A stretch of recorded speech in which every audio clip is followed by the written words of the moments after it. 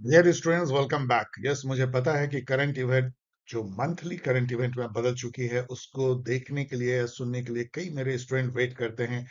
दुनिया और इंडिया कैसे बदल रही होती है एक महीने में, और उसमें से कौन से जो इवेंट हैं वो या पीपल या प्लेसेस वो टपक पड़ सकते हैं एग्जामिनेशन में क्वेश्चन बनकर, या उससे रिलेटेड स्टैटिक क्वेश्चन। यही प्रयास है छोटा सा इस एपिसोड में।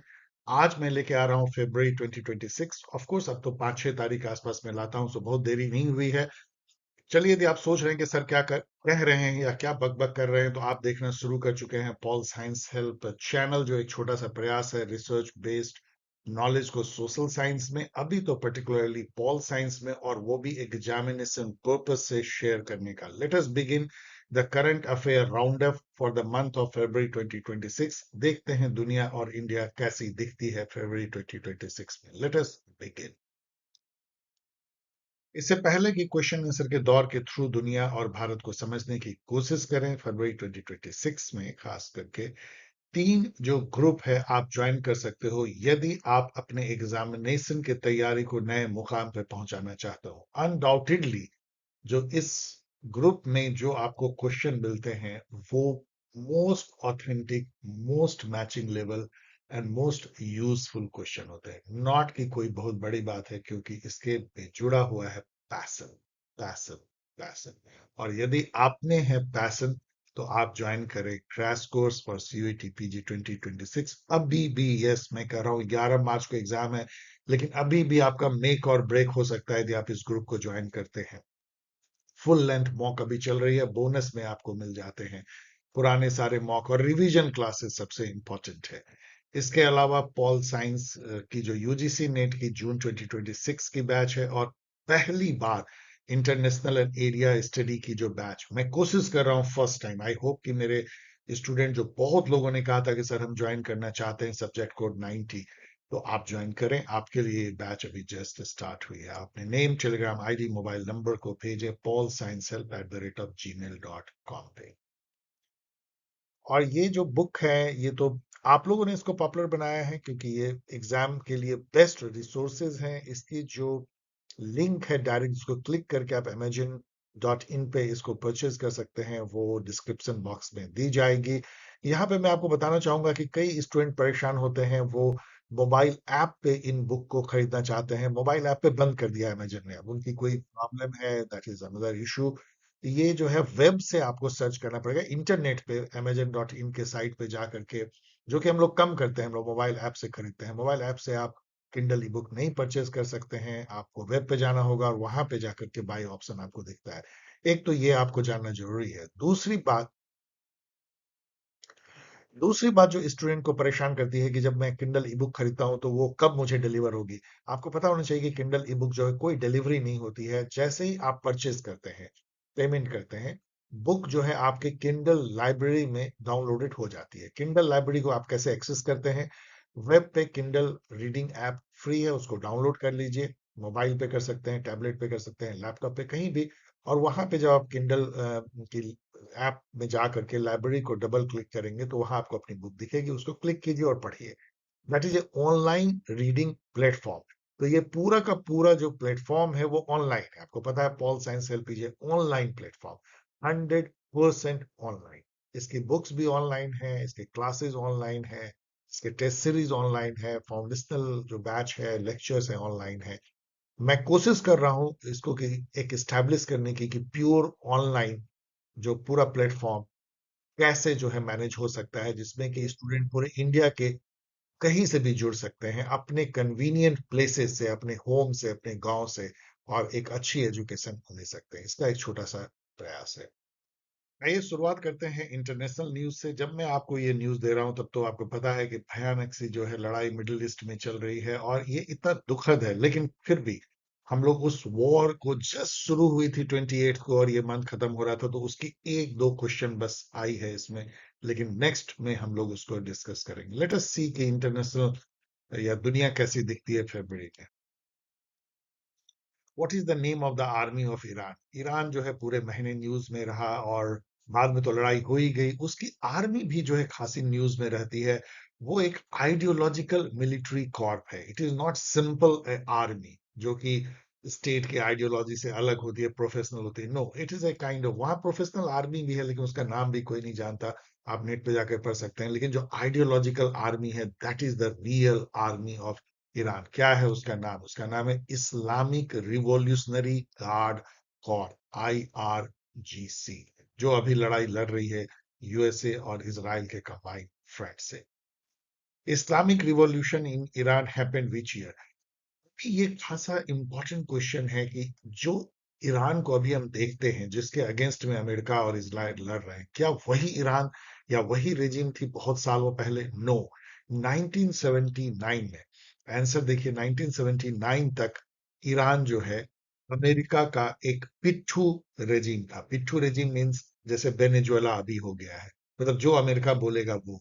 वहां पे रेजा शाह पहलवी होते थे, जो शाह डायनेस्टी, जो ऐसा माना जाता है कि करीब 2000 साल तक उन्होंने शासन किया था। जब मुगल शासन करते थे तब भी जो है शाह जो डायनेस्टी थी वहां शासन करते थे, और मुगल अपने बादशाह के तौर पे जो है ईरान के शाह को ट्रीट करते थे। याद रखिएगा, इनकी इतनी ऊंची जो है पदवी होती थी कि मुगल बादशाह भी उसको अपने से ऊपर देखते थे।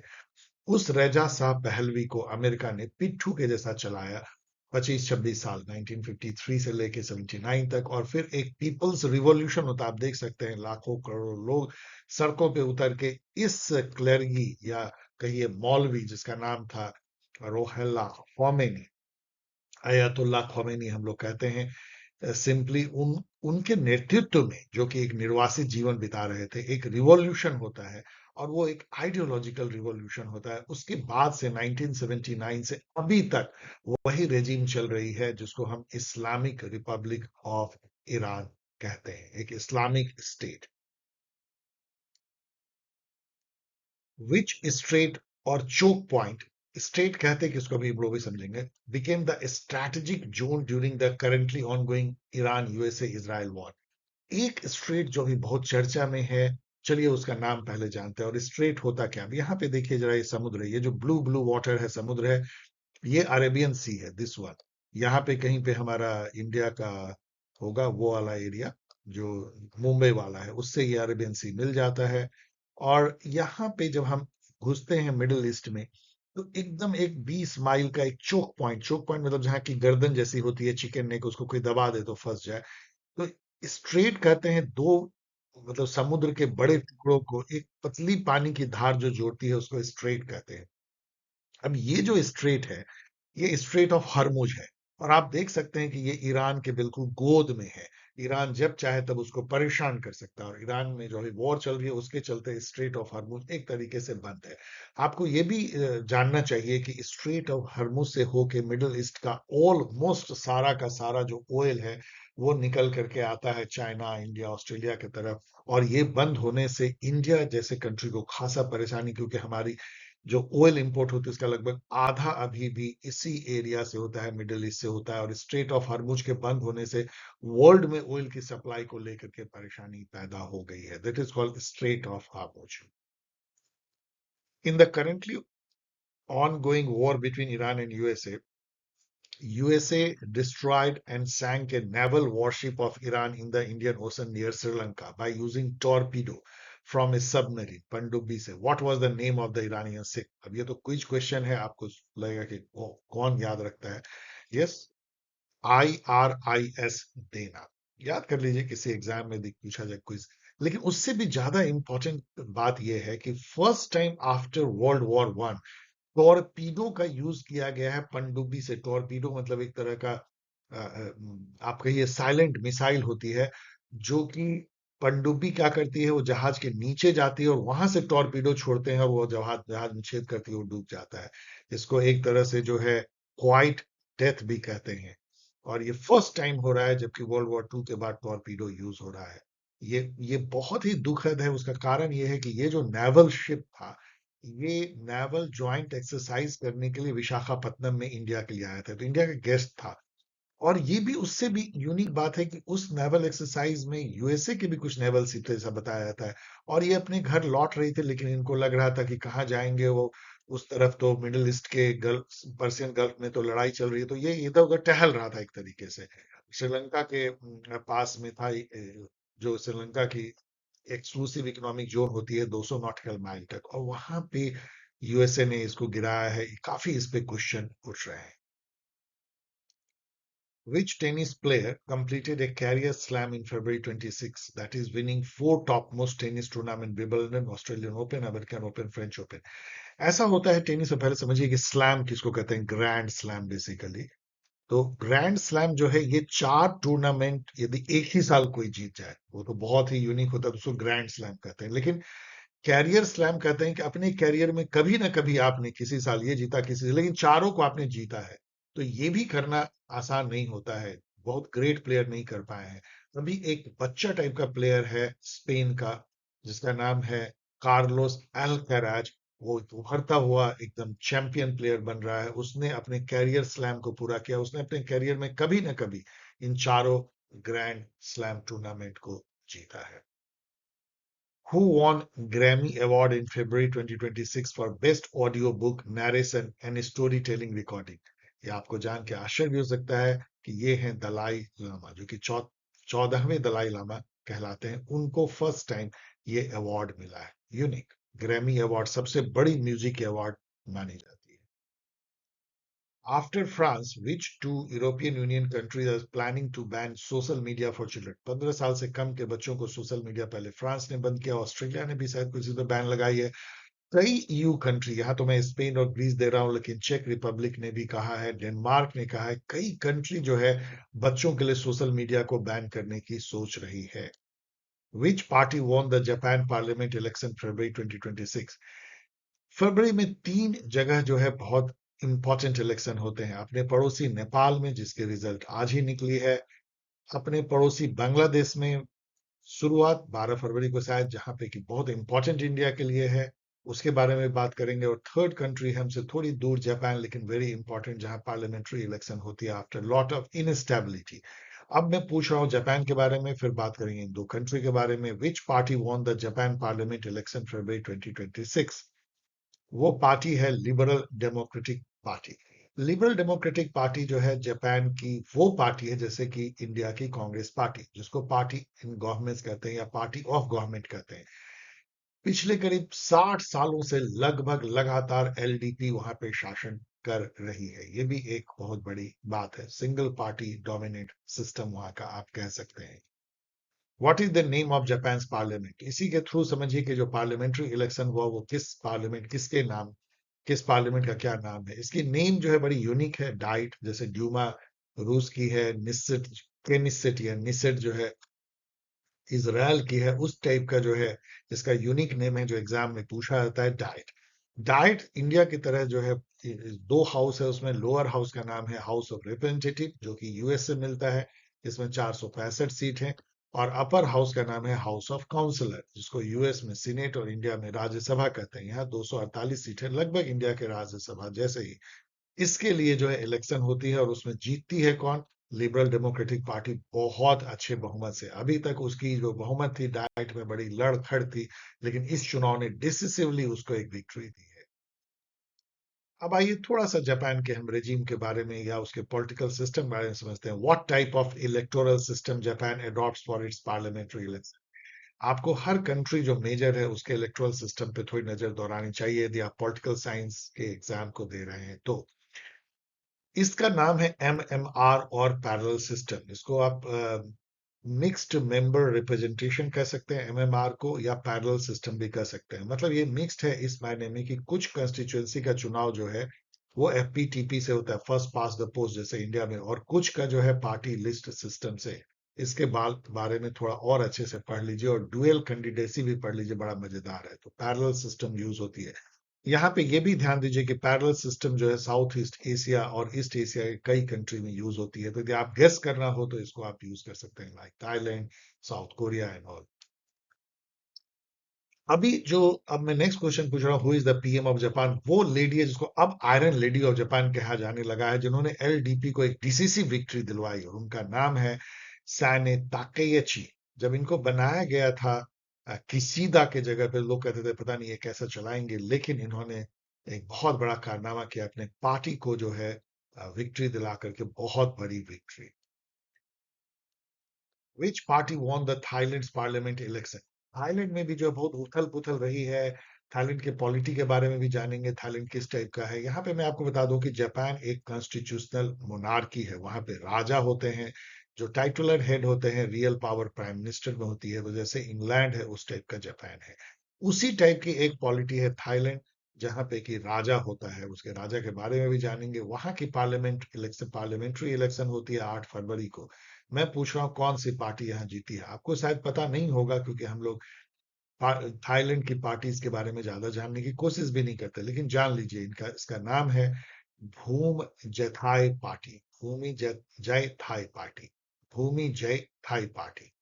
और इस जो अदर प्रोमिनेंट पार्टी वहां पे पीपल्स पार्टी है, फी थाई पार्टी है, ये सब कभी ना कभी सत्ता में रहे हैं, तो आपको जानना चाहिए।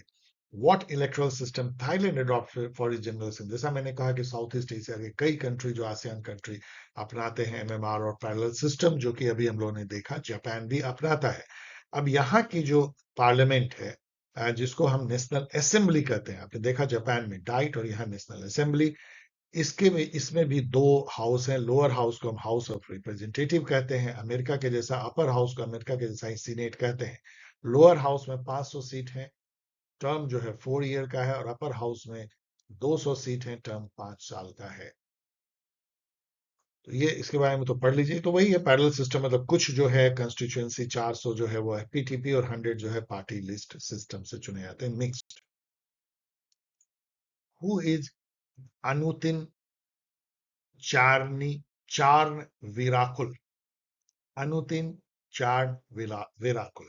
तो आप नाम सुन के आप पता नहीं कर पाएंगे, ये अभी प्राइम मिनिस्टर ऑफ थाईलैंड है। अभी जो आपने देखा भूमि जय थाई पार्टी, उसके लीडर और अभी पीएम है थाईलैंड के। लेकिन आप याद रखिए कि थाईलैंड की पॉलिटी एक अलग है। वहां पे पीएम को उतनी पावर नहीं होती जितने कि इंडिया में होती है या इवन इंग्लैंड में।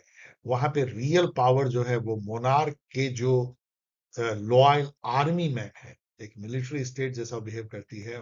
मिलिट्री एस्टेब्लिशमेंट जो है वहां की रियल पावरफुल है। उसके अगेंस्ट में यदि आपने मुंह खोला या राजा के अगेंस्ट में, तो प्राइम मिनिस्टर को हटा दिया जाता है, जो कि हुआ लेडी प्राइम मिनिस्टर, जिसका नाम आप नेट पे देख लीजिएगा। What kind of political regime is Thailand. Thailand कहने को जो है यूनिटरी पार्लियामेंट्री कॉन्स्टिट्यूशनल मोनार्की है, मतलब ये यूनिटरी है। ये याद रखिएगा, ये कोई फेडरल नहीं है, पार्लियामेंट्री कॉन्स्टिट्यूशनल मोनार्की। लेकिन जैसा मैंने कहा, मिलिट्री एस्टेब्लिशमेंट और राजा के जो लॉयलिस्ट हैं उसके पास में काफी पावर रहती है, पीएम के पास थोड़ी कम। Who is the monarch of Thailand. तो आप हम लोग को जानना चाहिए who is the monarch. Monarch का नाम आप देख सकते हैं, महा वाजी रोल कौन रामा 10। वहां पे जो राजा है उसको रामा 1 2 3 ऐसे कहा जाता है। रामा मतलब अपने ही राम, याद रखिएगा। वहां पे महाभारत की भी जो है, सॉरी, रामायण की जो है कथा जो है बांची जाती है। यदि आप थाईलैंड जाएंगे तो आपको कई जगह जो हनुमान राम इन सब की जैसे इंडिया में होती है, लेकिन वो एक अलग तरीके से डांस करते हैं और। तो रामा 10 इनको कहा जाता है, आप देख सकते हैं। विंटर ओलंपिक 2026 का कहाँ पे ऑर्गेनाइज हो रहा है, हम लोग को जानना चाहिए। ये हो भी चुका है इटली में। यहाँ पे शहर है मिलान। मिलान में जो है कोर्टिना डी एम्पेजो में फरवरी 6 से 22 तक ये हुआ winter Olympic. Who is Narges Mohammadi. अभी जब वहां पे लड़ाई चल रही है तो नरगिस मोहम्मदी को याद करना जरूरी है। कहाँ? ईरान में। क्यों? क्योंकि वो है 2023 की नोबेल प्राइज विनर, जिनको कि वहां की जो मिलिट्री ने गिरफ्तार करके वहां के जेल में रखा हुआ है, इवन प्रिजन में। क्योंकि ये वहां की जो कट्टरपंथी और क्रूएल सरकार थी, या है कह लीजिए, अयतुल्ला खमेनी की, उसके अगेंस्ट में सड़क पे उतर के प्रदर्शन कर रही थी। जो वहां पे लेडी थी महसा अमीनी, उनके उनकी जो मौत हुई थी उसके बाद, लेकिन इनको गिरफ्तार किया गया है। विच party won the general election in Bangladesh on 12 फरवरी। मैं कह रहा था कि अपने पड़ोसी बांग्लादेश और नेपाल में जो इलेक्शन हुए हैं उनके बारे में सब कुछ जानना चाहिए। तो नेपाल के बारे में तो चलिए मार्च वाले में देखेंगे, मार्च के मंथ के करंट इवेंट में। फरवरी में बांग्लादेश में बहुत इंपॉर्टेंट इलेक्शन होता है, करीब 1.5 साल उससे भी ज्यादा तक जो है मोहम्मद यूनुस ने एक कार्यवाहक सलाहकार के रूप में सरकार को चलाया, और एक वहां पे सफलतापूर्वक एक पार्लियामेंट्री इलेक्शन होती है। उस इलेक्शन में जीतती है Bangladesh nationalist party. Bangladesh nationalist party जो है वो पार्टी है जो जियाउर रहमान जो कि बहुत ही अ, सुलझे हुए लेकिन डिक्टेटर जो है राष्ट्रपति थे, जिन्होंने कि सार्क की आइडिया दी थी, जिसके बेसिस पे सार्क बना था। जिनकी बेगम या जिनकी वाइफ जो है बेगम खालिदा जिया, बहुत सालों तक उन्होंने बीएनपी की लीडर रह करके प्राइम मिनिस्टर बनी। अब उन्हीं का बेटा जियाउर रहमान और खालिदा जिया का बेटा तारिक तारिक तारिक तारिक रहमान, वो जो है पीएम बने हैं, जो अब बांग्लादेश नेशनलिस्ट पार्टी को हेड कर रहे हैं। इस संबंध में पता होना चाहिए कि अनदर जो टॉप पार्टी वहां की अवामी लीग है, शेख मुजीबुर रहमान की, वो एक तरीके से वहां बैंड है आफ्टर व्हाट हैपेंड इन अगस्त 2024। और उनकी लीडर जो है वो तो इंडिया में शेख हसीना जो है निर्वासित जीवन एक तरह से बिता रही है। What electoral system Bangladesh adopt for its general election. अब यहाँ पे है कि बांग्लादेश क्या अपनाता है। आप यस गेस कर सकते हैं, जस्ट लाइक इंडिया वो अपनाता है FPTP, first pass the post. यहाँ पे एज ए गेस, जितने भी कॉमनवेल्थ के नेशन है जो इंग्लैंड के अंदर कभी ना कभी कॉलोनी रहे थे, वो जनरली जो है फर्स्ट पास द पोस्ट अपनाते हैं। यहाँ की जो पार्लियामेंट है नेपाल की, उसका नाम है जातीय सांसद संसद। और उसमें जो है 300 सीट है। एक ही है उसमें, मतलब यूनिटरी है, एक है। 300 seat elected through single member constituency using FPTP. लेकिन 50 सीट वहां पे रिजर्व है वुमेन की तरह, जो पाकिस्तान में भी ऐसा ही है। और वो जो है प्रोपोर्शनल बेसिस पे जितना परसेंट सीट आप लाते हो, उसी के रेशियो में हर पार्टी को 50 सीट डिवाइड कर दिया जाता है। जैसे मान लीजिए कोई 10% सीट लाया, तो 50 का 10% हुआ 5 सीट वुमेन के लिए रिजर्व उनको दे दिया जाता है, वो 5 वुमेन को नॉमिनेट कर देते हैं। ये सिस्टम है। तो 350। Which type of political regime Bangladesh है। तो बांग्लादेश जो है यूनिटरी पार्लियामेंट डेमोक्रेटिक रिपब्लिक, याद रखिएगा यूनिटरी है। बाकी पार्लियामेंट्री है, डेमोक्रेटिक रिपब्लिक इंडिया की तरह है। और तारिक रहमान जो मैं कह रहा था अभी, जो वहां के बने हैं प्राइम मिनिस्टर, नए PM of Bangladesh, Bangladesh nationalist party के हेड। हु इज किम जू ए। अब ये एक ऐसे लॉस्ट कंट्री, एक ऐसे सेरेंडिपिटस कंट्री, छुपी हुई कंट्री की बारे में हम बात कर रहे हैं। वो है नॉर्थ कोरिया। हम सभी जानते हैं कि किम जुन उन जो है उसके टोटलिटेरियन लीडर हैं। उनके परिवार के बारे में कोई खास जानता नहीं, कोई पब्लिक में नहीं आता। फर्स्ट टाइम पिछले कुछ महीनों से उनकी 13 साल की बेटी जो है, जिनका नाम है किम जू ए, वो पब्लिक में दिखने लगी है हर जगह। आप यूट्यूब पे वीडियो देख सकते हो। कई लोग कह रहे हैं कि अब शायद उसको वो लीडर के तौर पे तैयार कर रहे हैं अपने परिवार से ही। किम के परिवार से ही लीडर वहां होते हैं। और लोग अभी कह रहे हैं, ऐसा लग रहा है कि ये इनकी बेटी जो है इनकी उत्तराधिकारी बनने के लिए तैयारी कर रही है। हम लोग को सबको पता है कि न्यू दिल्ली में जो है एआई इम्पैक्ट समिट होता है, बहुत पॉपुलर होता है, कुछ कंट्रोवर्सी भी होती है। लेकिन ये पहला एआई समिट नहीं था वर्ल्ड में। ऐसे 3 समिट पहले हो चुके हैं, ये चौथा था। मैं पूछ रहा हूँ ये 3 समिट कहाँ कहाँ हुए हैं। पहली समिट होती है यूके में, एआई सेफ्टी समिट 2023 में। देन एआई सियोल समिट होती है 2023 साउथ कोरिया में। और एआई एक्शन समिट होता है पेरिस फ्रांस में। और इंडिया में होता है AI impact summit. Who is Dario Amodei. चलिए देखते हैं डैरियो एमोदई को। डैरियो एमोदई अभी खासे खासे पॉपुलर हो रहे हैं। आपको पता है कि शुरू में तो चैट जीपीटी छा गया जेन एआई में। उसको बनाने वाली कंपनी जो थी ओपन एआई, उसके सैम अल्टमैन, वो काफी पॉपुलर हुए। लेकिन धीरे धीरे क्लाउड ने जो है अपना सिकंजा कसा, जो क्लाउड शैनन के नाम पे है। क्लाउड शैनन कम्युनिकेशन थ्योरी के सबसे बड़े थिंकर थे। तो क्लाउडे जो है वो चैट जीपीटी की तरह जो है चैटबॉट है। उस पे आप कुछ भी पूछ सकते हैं। वो आप आजकल तो सॉफ्टवेयर भी बना देती है, बहुत बड़े बड़े काम कर देती है। उसके उसकी जो कंपनी है उसका नाम है एंथ्रोपिक। और उसके जो सीईओ हैं वो हैं डैरियो एमडॉय, जो दिल्ली भी आए थे। आजकल ये खासे चर्चा में है। और क्लाउड जो है, कई लोग कहते हैं कि चैट जीपीटी से भी आगे निकल गई है। क्लाउड के बारे में एक और खास न्यूज है कि वेनेजुएला में जो मिलिट्री ऑपरेशन हुई, जिसमें बाज की तरह यूएस ने जो है वहां मॉडरेटो को उठा लिया 4 मिनट के अंदर, उसमें लोग कहते हैं कि क्लाउड का यूज हुआ था, एआई का यूज हुआ था पूरी उस जानकारी को जुटाने में। उनकी जो लाइफ स्टाइल, उनकी दैनिक दिनचर्या। अभी कई लोग ये भी कयास लगा रहे हैं कि जो आयतुल्लाह खमैनी को मारा गया है उनके समर्थकों के साथ, उसमें भी क्लाउड का यूज हुआ है। इनफैक्ट न्यूज में ये भी आया था कि पेंटागन और क्लाउड के बीच में कुछ डिस्प्यूट भी चल रहा है कि क्लाउड कितनी ज्यादा इंफॉर्मेशन मुहैया करा सकता है या अपनी टेक्नोलॉजी सिक्योरिटी के लिए। ये एक भयावह स्थिति भी है, क्योंकि हम लोग सब जेन एआई पे अपनी इतनी इंफॉर्मेशन शेयर करते हैं, तो क्या अमेरिका उन इंफॉर्मेशन को यूज कर सकता है? सोचने की बात। अंडर विच स्टैट्यूट, स्टैट्यूट का मतलब होता है कानून या law, act, Donald Trump had impose reciprocal, मतलब किस कानून को यूज करके इन्होंने तबाही मचा दी थी कि इंडिया पे 50% रेसिप्रोकल ट्रैफिक, तो उस पे 60%, उस पे 100%, उस पे 40%, पूरी कंट्री जो है ब्लीड कर रही थी, क्या हो रहा है? ये उन्होंने कौन से कानून को यूज किया था? क्योंकि वहां तो रूल ऑफ लॉ चलता है, वहां कोई डिक्टेटरशिप है नहीं, तो कानून का सहारा तो लेना ही पड़ेगा, चाहे कितनी बारी आप डिक्टेटर रियल में बनने की कोशिश करें। तो मैं पूछ रहा हूँ कौन से कानून का उन्होंने सहारा लिया था, जिसको कि अमेरिका की सुप्रीम कोर्ट ने डस्टबिन में फेंक दिया कि आपने गलत यूज किया उस कानून का, वो कानून आपके लिए था ही नहीं टैरिफ लगाने के लिए। मैं पूछ रहा हूँ वो कौन सी कानून है, और वो सबको जानना चाहिए। उस कानून का नाम है international emergency economic power act of 1977, IEEPA।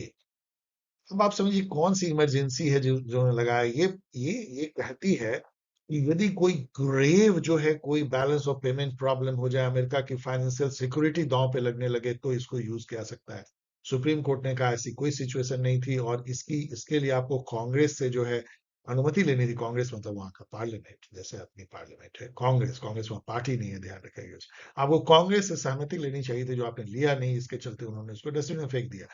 बाद में क्या हुआ, ट्रम्प तो जिद्दी हैं, एक तरह से पागल जैसे करते हैं, तो उन्होंने क्या किया, उन्होंने कहा ठीक है, तुमने मेरे एक जो है टैरिफ के जो एक्शन को डस्टबिन में डाल दिया, अब मैं दूसरा यूज करूंगा। एक उन्होंने उठा लिया ट्रेड एक्ट ऑफ 1974, जो कहता है कि आप 150 दिन तक टेम्पोररी टैरिफ लगा सकते हो यदि कोई large and serious balance of payment deficit और करेंसी स्टेबिलिटी हो। ये भी इनफैक्ट लोग कहते हैं कि सुप्रीम कोर्ट में जाएगा तो वो भी निरस्त हो जाएगा। उस बेसिस पे उन्होंने फिर से जो है पूरी दुनिया पे 15%, लेकिन इसमें यह है कि सभी कंट्री पे एक ही टैरिफ लगाना होगा, तो उन्होंने सभी कंट्री पे 15% जो है, जो मैक्सिमम है, और वो भी 150 दिन के लिए लगा दिया है। इंडिया पे भी वो टैरिफ लागू है। देयर आर हाउ मेनी जजेज इन द यूएसएससी। जब यूएस सुप्रीम कोर्ट की बात हो रही, जिन्होंने इतना बड़ा फैसला लिया, तो चलिए उसके बारे में कुछ जानते हैं, जो कि एग्जामिनेशन में पूछा जाता है। उनके सुप्रीम कोर्ट में कितने जजेज होते हैं? उनके सुप्रीम कोर्ट में 9 जज होते हैं। वो जज जो है कितने साल के लिए चुने जाते हैं? आपको जान के आश्चर्य होगा, लाइफ टाइम। एक बार जज बन गया, जब तक वो फिजिकली फिट है तब तक वो जज का काम करते हैं। कमाल है। Who has power to fix the numbers of SC जजेस? कौन तय करता है कि 9 जज होगा, 8 जज होगा? जैसे इंडिया में है वैसे ही वहां की कांग्रेस, मतलब यूएसए के पार्लियामेंट तय करती है कि 9 जज होगा। ये 100 सालों से भी ज्यादा से चेंज नहीं हुआ है, वहां 9 ही जज हैं। कौन जो है जजेस को अपॉइंट करता है? इंडिया में आपको पता है कॉलेजियम सिस्टम है, लेकिन वहां ऐसा कुछ नहीं है। वहां पे प्रेसिडेंट जो है वो नॉमिनेट करते हैं, और सीनेट जो है, जो उसकी अपर हाउस है, वो रेटिफाई करती है। मतलब प्रेसिडेंट ने कहा ये 3 लोग को हम बनाना चाहते हैं, यदि सीनेट मान गई तो वो जज बन जाते हैं। समझिए एक बहुत ही अलग टाइप की सिस्टम है। इसके चलते क्या हुआ है कि अभी जो है वहां पे कंजर्वेटिव राइट विंगिस्ट जजेस जो है मेजोरिटी में आ गए हैं। मतलब वो 5 हैं, और शायद 5 या 6 हैं, और जो डेमोक्रेट है वो कम है। लेकिन फिर भी कंजर्वेटिव होते हुए आइडियोलॉजी से ऊपर उठ के उन्होंने जो है वर्ल्ड के लिए रूल ऑफ लॉ को रखने के लिए उन्होंने अच्छा फैसला लिया। ट्रम्प के जो ये रेसिप्रोकल टैरिफ के जो ऑर्डर थे, क्विर की ऑर्डर, उसको डस्टबिन में फेंक दिया।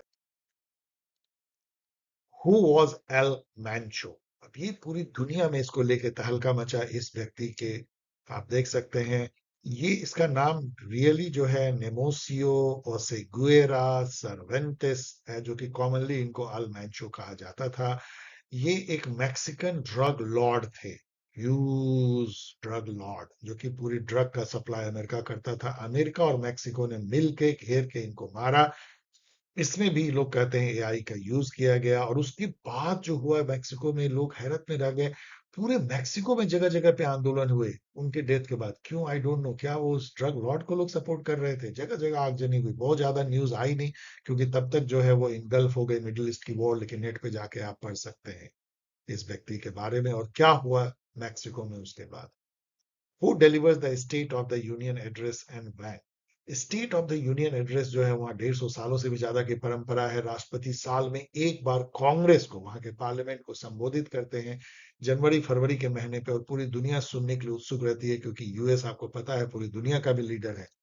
लेकिन अभी ट्रंप के जमाने में क्या सुनना है, वो तो रोज ही सुनाते रहते हैं कुछ से कुछ भी। तो इस बार भी उन्होंने भाषण दिया, आप देख सकते हैं यहाँ पे वो भाषण दे रहे हैं, स्टेट ऑफ यूनियन एड्रेस।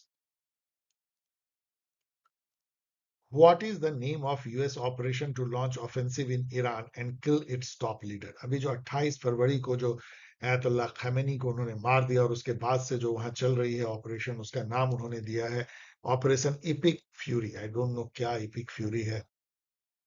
इसमें इससे जुड़ा हुआ, इपिक फ्यूरी से जुड़ा हुआ ऑपरेशन एब्सोल्यूट रिजॉल्व का भी याद कर लीजिए, जो कि मॉडेरो को उठाने के लिए उन्होंने यूज किया था वेनेजुएला में। Ayatollah Ali Khamenei became the supreme leader of Iran which year? ये जानना बहुत इंटरेस्टिंग है, क्योंकि कई लोग जो है अयतुल्ला खमेनी जो भी मारे गए हैं उनको कंफ्यूज होते हैं अयतुल्ला रोहिल्ला खोमेनी से। यहाँ देखिए, ये खोमेनी है और ये खमेनी है, ये बहुत ही कंफ्यूजिंग है। ये ओरिजिनल लीडर थे जिन्होंने की इस्लामिक स्टेट इस्टेब्लिश किया 1979 में, जिन्होंने की रेजा शाह पहलवी के डायनेस्टिक रूल को खत्म किया पॉपुलर मूवमेंट से। ये असली जो है लीडर थे, स्थापना करने वाली। इन्होंने प्रेसिडेंट बनाया आयतुल्ला अली खमेनी को अपने डेथ से पहले। लेकिन बाद में ये जो है 1989 में जब इनका डेथ हुआ, तो ये सहमति से जो है सुप्रीम लीडर चुने गए। अब ये सुप्रीम लीडर का जो पद होता है ईरान में, वो कोई फॉर्मल पद नहीं है, ना वो प्राइम मिनिस्टर है, ना वो प्रेसिडेंट है, ना कुछ भी है, ना वो हेड ऑफ द स्टेट है, ना वो हेड ऑफ द गवर्नमेंट है। लेकिन वो सबसे बड़े लीडर हैं, उनके पास में बहुत ज्यादा पावर है, वो सुप्रीम लीडर है। उस तरह की कोई चीज यहाँ होती नहीं है, इंडिया में है ही नहीं, इसलिए आप कुछ उसको समझ नहीं पाएंगे। जैसे आज मान लीजिए कि कोई सुप्रीम लीडर बन जाए और प्राइम मिनिस्टर कोई उसके इशारे पे काम करे। एक समय में यदि आप कहें तो सुप्रीम लीडर जो है कांग्रेस पार्टी की सोनिया गांधी थी, और प्राइम मिनिस्टर जो मनमोहन सिंह होते थे, लेकिन रियल पावर सोनिया गांधी के पास थी। लेकिन वो कांग्रेस के लिए थी, पूरे कंट्री की नहीं। यदि पूरे कंट्री की कोई ऐसा हो जाए, तो वो ईरान में है, जहां सुप्रीम लीडर का इंस्टीट्यूशन है। तो अयतुल्ला अली खैमेनी जो भी मारे गए हैं, वो 89 से लेके अभी तक सुप्रीम लीडर थे। Pakistan launched major air strike targeting Afghan Taliban personnel in Kabul and other cities following border tension. What is the name of the operation? Pakistan एक अलग ही बीन बजा रहा है, वो तालिबान से लड़े जा रहा है, मिसाइल दाग रहा है, उधर से भी लड़ाई हो रही है। उस ऑपरेशन का क्या नाम है? इसका नाम है ऑपरेशन गजब लिल हक। गजब लिल हक का मीनिंग होता है राइटियस फ्यूरी, तो ये भी इपिक फ्यूरी जैसा ही है। तो पाकिस्तान ने इस ऑपरेशन का नाम रखा है। द वर्ल्ड गवर्नमेंट समिट 2026 में जो है होती है, कहाँ होती है world government summit? I don't know क्या वर्ल्ड गवर्नमेंट का मीनिंग भी रह गया अभी के समय में। यूनाइटेड नेशन तो वैसे ही खत्म हो चुकी है, लेकिन दुबई यूएई में, और समझिए क्या आयरनी है, जहां वर्ल्ड गवर्नमेंट समिट होती है वहीं पे एनआरकी लॉलेसनेस से पूरी जो है व्यवस्था ठप होती है। ईरान की कुछ ड्रोन कुछ मिसाइल गिरते हैं होटल पे, एयरपोर्ट पे, और पूरी जो है दुबई ठप हो जाती है। लोग वहां फंस जाते हैं। दुबई में हुआ फरवरी 3 से 5 तक। क्या था ये पढ़ लीजिए, इंपॉर्टेंट है एग्जाम पर्पज से, बट अदरवाइज का कोई इंपॉर्टेंस। वर्ल्ड वेटलैंड डे कब मनाया जाता है? आपको पता है कि जो डे हैं डिफरेंट डिफरेंट, वो हर महीने में जो आते हैं वो एग्जाम के लिए इंपॉर्टेंट होते हैं। तो वेटलैंड मतलब जो प्रदेश पानी से भरा हुआ, जो कि इन्वायरमेंटल बहुत इंपॉर्टेंट, लाइक सुंदरबन का डेल्टा एंड ऑल, जो जिसको कि रामासार कन्वेंशन के अंतर्गत जो है सुरक्षित रखा जाता है। तो फरवरी 2 को वर्ल्ड वेटलैंड डे मनाया जाता है। वर्ल्ड कैंसर डे जो है फरवरी 4 को मनाया जाता है। वर्ल्ड रेडियो डे, क्या आप गेस कर सकते हैं? ये फरवरी 13 को मनाया जाता है हर साल। और world day of social justice ये भी मनाया जाता है, वेरी इंटरेस्टिंग, 20 फरवरी को। अब आइए इंडिया के न्यूज पे नजर दौड़ाते हैं। यूनियन बजट पेश होता है 1 फरवरी को, और उसमें जो है एक dedicated rare earth corridor India में स्टैब्लिश करने की अनाउंसमेंट की जाती है। मेरा क्वेश्चन ये है कि ये कॉरिडोर किस किस स्टेट से पास करता है? वो स्टेट है उड़ीसा, केरला, आंध्र प्रदेश, तमिलनाडु। रेयर अर्थ आपको पता है कितनी इंपॉर्टेंट हो गई है, वो से मॉलिब्डेनम और उस टाइप के कई कई रेयर अर्थ हैं, जो कि बैटरी में और चिप बनाने में, कंप्यूटर में, इलेक्ट्रिक व्हीकल में और कई कई और जो है इलेक्ट्रॉनिक चिप के लिए बहुत इंपॉर्टेंट हो रही है। रेयर अर्थ का सबसे बड़ा प्रोड्यूसर चाइना है और इंडिया भी अब उसके प्रोड्यूस को बढ़ाने की कोशिश कर रही है। Former army chief general M M Naravane, जो कि काफी फेमस हो गए अभी क्योंकि राहुल गांधी ने उनके एक अनपब्लिश्ड बुक इंडिया में उसको उठा दिया, उनकी मेमोयर थी, और उन्होंने कहा कि उसमें कुछ ऐसी बातें, इस पर डिस्कशन होना चाहिए। जो सत्ता दल के लोग हैं उन्होंने उसका पुरजोर विरोध किया। मैं पूछ रहा हूँ वो किताब का क्या नाम है जो इतनी कंट्रोवर्सी जिन्होंने क्रिएट किया। उस किताब का नाम था फोर स्टार ऑफ डेस्टिनी। आप ये किताब यहाँ देख सकते हैं, four stars of destiny. General Naravane वो मेजर जनरल थे जबकि गलवान वैली हुआ था, तो वो आर्मी के चीफ थे। उनकी मेमोयर में गलवान वैली का जिक्र है और उसमें वो कुछ ऐसी बातें कहते हैं जिसपे कि कंट्रोवर्सी हो गई। एआई इम्पैक्ट समिट 2026 में दूसरी बार मैं पूछ रहा हूँ, नई दिल्ली में हुआ, लेकिन कहाँ पे हुआ? उसका वेन्यू क्या था न्यू दिल्ली में? उसका नाम है भारत मंडपम, जिसको पहले जो है हम कहते थे अपूघर या प्रगति मैदान, अब उसको कहा जाता है Bharat Mandapam. What is the new proposed name of Kerala? Kerala का नया नाम क्या हो जाएगा? कुछ ही समय बाद आप केरला नहीं बोलोगे, आप बोलोगे केरलम। केरलम हो जाएगा। इसके बारे में पढ़ लीजिए, बहुत सारी चीजें यहाँ दी गई है और ये भी बताता है कि क्या प्रोसीजर है इस तरह से स्टेट के नेम चेंज करने को। आर्टिकल 3 इसमें कहा आता है। India announce the abolition addition of two new wetland to India's Ramsar network. They are, देखिए जैसे मैंने अभी बताया कि वेटलैंड जो गीला क्षेत्र होता है हम लोग के लिए बहुत इंपॉर्टेंट है, पॉन्ड या डेल्टा, उस टाइप की जो जैसे सुंदरबन का डेल्टा एंड ऑल, तो वो एक तरह का लंग मानी जाती है इकोसिस्टम के लिए। तो इंडिया ने अपने रामासार कन्वेंशन में, रामासार ईरान में है, ध्यान रखिएगा, दो वेटलैंड को जोड़ा है। एक तो पटना बर्ड सेंचुरी इन इटा district of Uttar Pradesh. I don't know इसको पटना बर्ड सेंचुरी क्यों कहा जाता है, बिहार में पटना है। इसका फोटो आप देख सकते हो। दूसरा है चारी धान कच्छ डिस्ट्रिक्ट गुजरात में, यहाँ देख सकते हैं। इन दोनों को जोड़ा गया, important for exam. India's first regional rapid transport rail system (RRTS) was recently inaugurated by PM Modi. इसका नाम रखा गया है नमो भारत। तो नमो भारत, जो पहला नमो भारत आप देख सकते हैं, इसका शेप देख सकते हैं, ये एक तरह का मेट्रो है लेकिन थोड़ी दूर तक दौड़ती है। जैसे दिल्ली से मेरठ तक जो है वो 55 मिनट में आपको पहुंचा देती है। बहुत इंपॉर्टेंट है मेरठ दिल्ली एक होने से। जैसे ये गुड़गांव टाइप का हो गया, गुड़गांव भी आप दिल्ली से 30-40 मिनट में पहुंच सकते हैं, मेरठ पहुंच सकते हैं। तो मेरठ, गुड़गांव, सोनीपत, ये पूरा इलाका थोड़ा फैलता है, तो वहां पे रियल एस्टेट, आप दिल्ली में नहीं रह पा रहे हैं तो आप मेरठ में घर खरीद लीजिए, तो वहां पे आप रह सकते हैं थोड़े सस्ते घर लेकर के, और दिल्ली में आ भी सकते हैं इलाज के लिए, कॉलेज के लिए, कुछ के लिए 55 मिनट में। तो इट इज इम्पोर्टेंट। और आरआरटीएस को जो है नई दिल्ली के मेट्रो नेटवर्क से भी जोड़ा गया है, इंटरकनेक्टिविटी। सराय काले खां स्टेशन पे मुझे लगता है। Indian railway operationalise the first dual fuel. तो डुअल फ्यूल ट्रेन क्या होती है? जो कि एलएनजी और डीजल ऐसा यूज करती है। तो इस एलएनजी डीजल कॉम्बिनेशन का पहला जो है ट्रेन कहाँ पे चलाया गया है? साबरमती अहमदाबाद में चलाया गया। रिसेंटली जो है पीएम मोदी इजराइल विजिट करते हैं, जो कि काफी थोड़ी इससे कंट्रोवर्शियल भी हुई क्योंकि उसके ठीक बाद जो है इजराइल अटैक कर देता है ईरान पे। तो लोग कहते हैं शायद ये सही समय नहीं था इजराइल जाने का। लेकिन वहां पे उनको एक बहुत टॉप अवार्ड मिलता है। उस अवार्ड का नाम क्या है मैं पूछ रहा हूँ? उसका नाम है speaker of the Knesset medal. उन्होंने नेसेट जो वहां की पार्लियामेंट है उसमें वो भाषण देते हैं। उसके अलावा इंपॉर्टेंट ये विजिट इस बारे में थी कि हमारी इजराइल के साथ जो 2017 में पार्टनरशिप थी उसको बढ़ा करके स्पेशल स्ट्रेटजिक पार्टनरशिप कर दिया गया for piece, innovation and prosperity.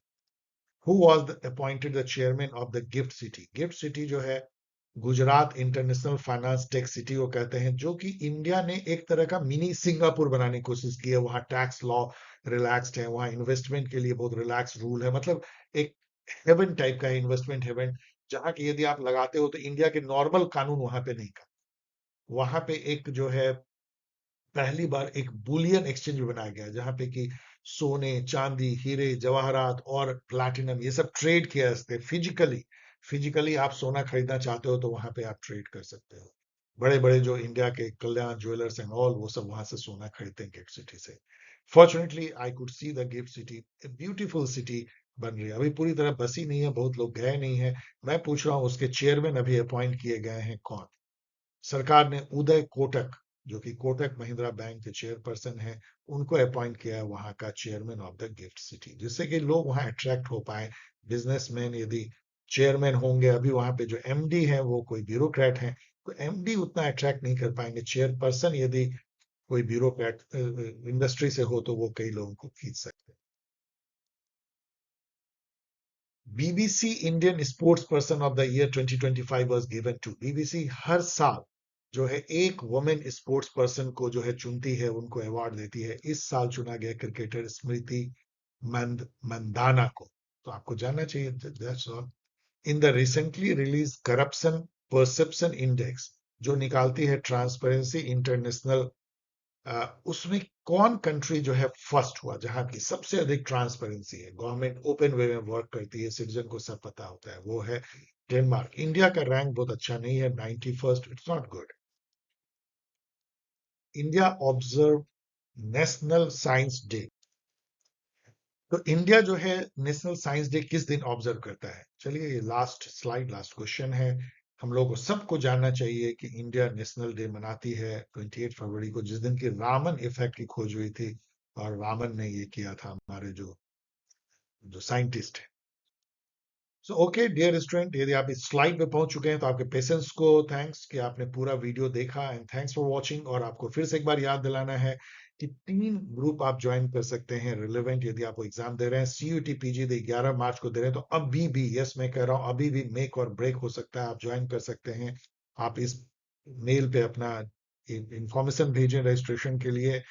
और इसके अलावा यदि आप यूजीसी नेट दे रहे हैं तो आपके लिए गोल्डन अपॉर्चुनिटी है कि इस बार सेपरेट ग्रुप आप ज्वाइन कर सकते हैं। आईआर कोड 90 के लिए अलग ग्रुप, और पॉल साइंस के लिए अलग ग्रुप। इसके लिए इस ईमेल आईडी पे paulsciencehelp@paulsciencehelp.in पे भेजें, और CUET-PG के लिए paulsciencehelp@gmail.com पे भेजें। इस तरीके से आप मुझसे जुड़ सकते हैं, सवाल पूछ सकते हैं। मैं भरसक कोशिश करता हूं आपके जवाब देने के। चलिए मिलेंगे किसी एक और वीडियो के साथ, तब तक के लिए टेक केयर, बी हैप्पी।